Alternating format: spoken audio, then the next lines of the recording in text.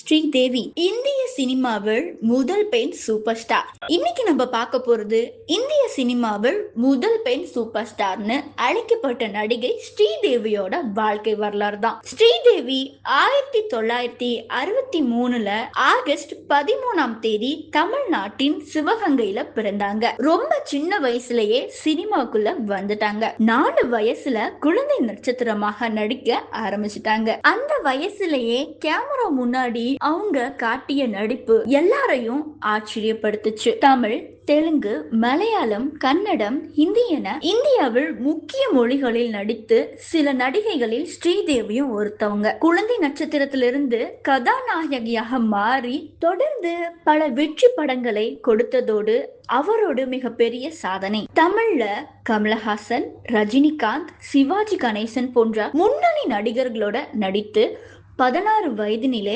3ஆம் பிறை, மீண்டும் கோகிலா, ஜானி போன்ற படங்கள் இன்னைக்கும் ரசிகர்களால் கொண்டாடப்பட்டது. குறிப்பாக 3ஆம் பிறை படத்துல அவங்க நடிப்பு இன்னைக்கும் பலரும் மறக்க முடியாத ஒன்றாக இருக்கு. அதுக்கப்புறம் பாலிவுட்டுக்கு போன ஸ்ரீதேவி அங்கேயும் மிகப்பெரிய உச்சத்தை தொட்டாங்க.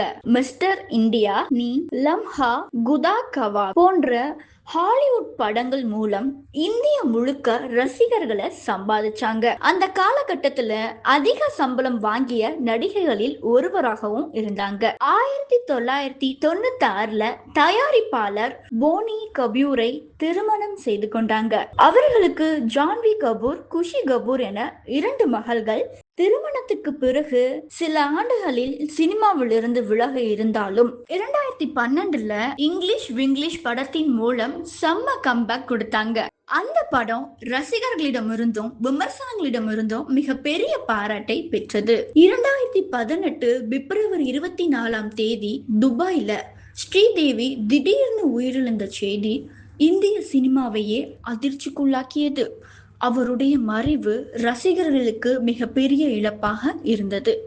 ஸ்ரீதேவி ஒரு நடிகை மட்டுமல்ல, எந்த கதாபாத்திரம் கொடுத்தாலும் அதுக்கேத்த மாதிரி தன்னை மாத்திக்கிட்டு நடிக்க தெரிந்த ஒரு அசாதாரண கலைஞர். அதனால்தான் இன்னைக்கு வரைக்கும் அவரை இந்திய சினிமாவில் முதல் பெண் சூப்பர் ஸ்டார் என்று ரசிகர்கள் கொண்டாடிக்கிட்டு இருக்காங்க.